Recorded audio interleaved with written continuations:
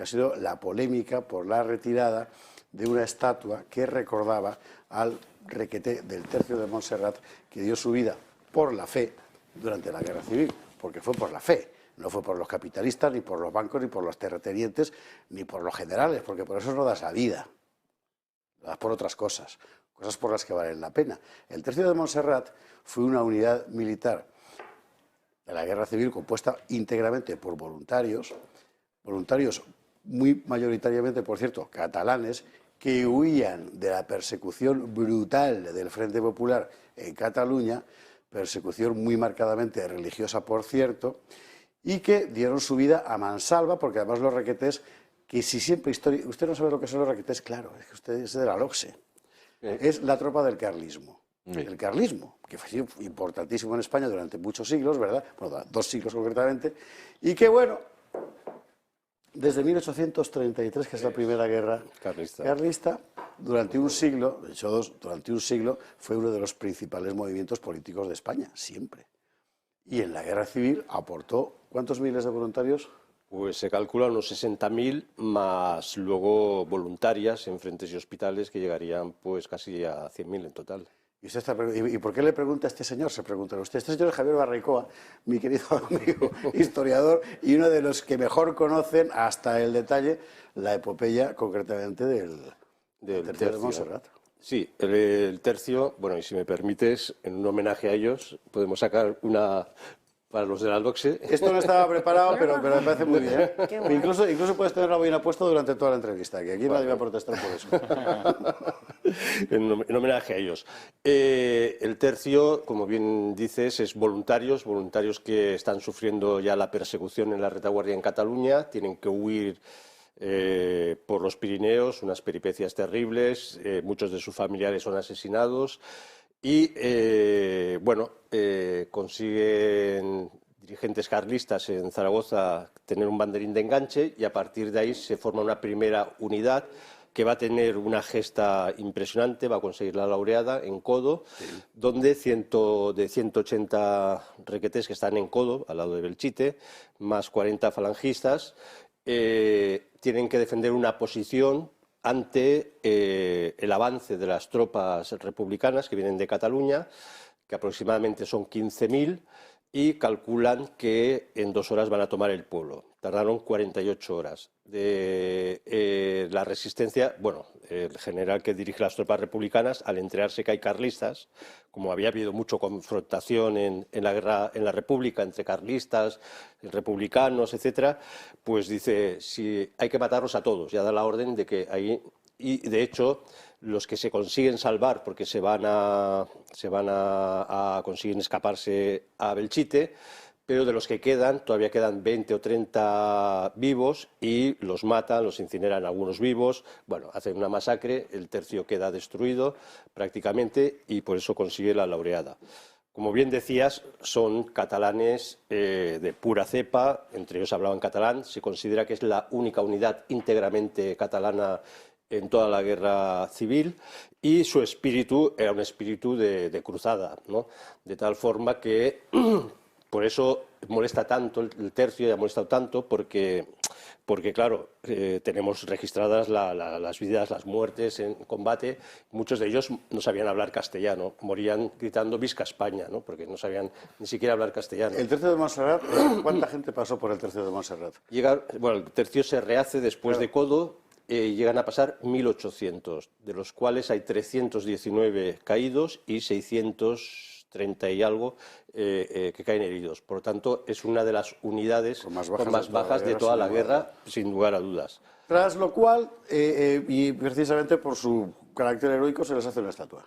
Sí, es más bonito y muy profunda la historia porque cuando todavía está la guerra en marcha, en Codo, por ejemplo, claro, en Codo quedaron cadáveres sin enterrar, luego en la batalla del Ebro hay también otra masacre del tercio porque tienen que avanzar, tomar una posición complicadísima y las unidades laterales que le tenían que acompañar y la artillería no se produce y sale todo el tercio y es, bueno, ametrallado y se considera la segunda destrucción o desfeta que decimos en catalán del tercio y a partir de ahí llegan a pasar 1800... Ay, perdón, me has preguntado... La estatua, la estatua, sí, por ir a la cuestión de... sí. Entonces lo que hacen los compañeros y sacerdotes que también acompañan, los patres que acompañan al tercio, es ir a buscar esos restos que los van encontrando y más o menos se recogen unos 200 restos, porque cuando iban muriendo, claro, tenían que seguir avanzando, luchando y dejaban, pues aquí ha muerto este, aquí ha muerto este. De los 319 hay un osario, es un mausoleo que se construye en el año 61 por sufragio popular. Puso dinero, bueno, también el ayuntamiento, empresas, gente de sencillas, gentes normales, catalanes de toda la vida, y se hace esa escultura que es muy bonita porque se pone encima del mausoleo y es un requete yacente que está con la bandera, es un abanderado y está justo mirando al camerín de la Virgen, como en esa última plegaria, ¿no?, ante la muerte, pidiendo la intercesión de la Virgen, ¿no? Eso, claro, rompe el relato nacionalista brutal, porque nos han explicado que la guerra civil era entre España y Cataluña, y cómo es posible que haya unos catalanes aquí, y además unos catalanes que estaban al otro lado del Ebro y por las noches rezaban el rosario y entonaban el virolai, cantaban el virolai. Y entonces, al otro lado, las fuerzas republicanas, que muchos iban obligados, y entonces, oyendo el virolai, el canto a la Virgen, a la Moreneta, se ponían a llorar, se emocionaban y se pasaban al bando nacional, ¿no? O sea, estas cosas cuando las oyes y las hemos oído mayores y las hemos leído, las hemos explicado, pues realmente se te pone la piel de gallina, porque eran hombres muy honestos, eran absolutamente... Vamos a la cuestión de la estatua, que me interesa particularmente, porque claro, que hay que explicar, que alguien se está preguntando si por qué lo han quitado. Quiero decir, esto es una cosa que no hace el régimen, se lo hace en el 61, una exclusión popular, etcétera, bueno, y montan allí el requete, en principio en un recinto religioso. Sí, el espacio es de la abadía de Montserrat. Hay instancias cuando todo empieza cuando Pedro, porque se había respetado relativamente hasta ese momento, se habían hecho algunos ataques, algunas agresiones a esa magnífica escultura, incluso se la había llegado a decapitar, pero la Hermandad del Tercio la había rehecho, bueno. Pero cuando llega Pedro Sánchez en 2018 al poder, y ya con el objetivo de exhumar al general Franco del Valle de los Caídos, a Miquel Iceta, supongo que ya para pelotear Pedro Sánchez y poder ascender, se inventa la expresión del Valle de los Caídos catalanes, ¿no? Y señala pues al tercio, ¿no? Y a esa escultura que acusan de franquista a una placa que pone ejemplo, en catalán, ejemplo y sacrificio, tercio de Requetés, 1936-39. Eso es apología del franquismo y por tanto va contra la ley de memoria histórica. Hacen una propuesta en el Parlamento de Cataluña para que sea retirado. Los monjes piden que sea, digamos, reinterpretado y poner una placa y decir que eran bueno, una gente, bueno, aguarlo, pero bueno, dejar el requete ahí.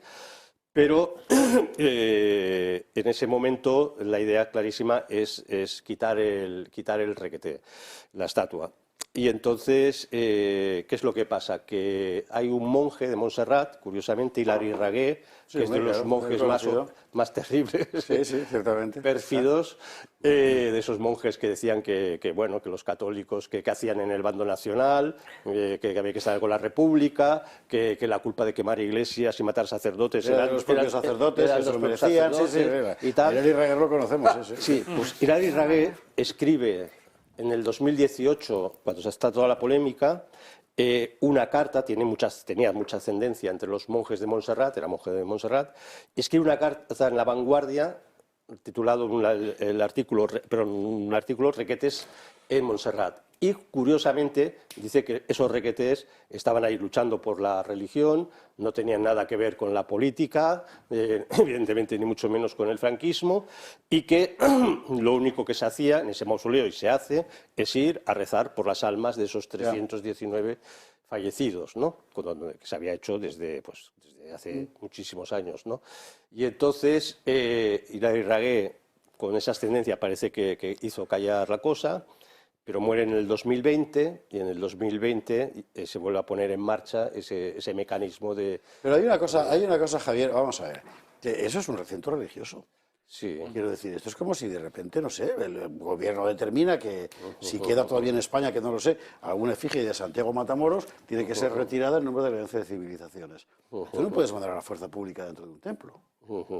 No. Salvo que el deán de la catedral te diga, pase hasta la cocina. Sí, aquí ha habido, a mi entender, y siento como hijo de la Iglesia decirlo, pero un pacto entre la Generalitat y la Abadía de Montserrat, donde el compromiso ha sido que, sin aplicar la ley de memoria histórica, por tanto que no haya un mandato judicial de retirar el requeté, pues se retira voluntariamente, con lo cual no se puede denunciar la retirada, ¿no? Entonces, claro, esto es muy maléfico. Ostras, o sea, esto es mucho peor de lo que yo pensaba. Es decir, que en realidad no ha hecho falta que llegue la policía con orden judicial. No, porque ¿no? si hubiera dicho, recurrido... pase nivel. Claro, porque si hubiera recurrido, se podía ver, evidentemente, y entonces, claro, ahí es donde es el dolor, ¿no? De decir, Montserrat, los monjes de Montserrat tuvieron 23 muertos en la guerra, en la persecución religiosa, 22. Bueno, algunos los mataron como conejos por las montañas, otros documentan muy bien ese otros periodo, la Esquerra Republicana, Companys, les dice que los va a proteger, los pone en un piso en Barcelona y cuando están escondidos les envía a los anarquistas y se los cargan a todos y a algunos con muertes que no sabemos ni dónde están porque el padre Villamichana dicen los testimonios en la causa general que lo echaron en un horno. Y murió, parece, en Sardañola. Y la sospecha es que ahí muy cerca estaba Montcada y Reixac, que es donde había una checa de Esquerra Republicana, donde era tradicional que para deshacerse de los que habían matado los echaban a la cementera, al horno de la cementera. Con lo cual... Oye, una última cuestión, Javier, que el tiempo nos come. ¿Y qué se ha hecho con la estatua? Bien, es un misterio, todavía tenemos que averiguarlo. ¿Ah, sí?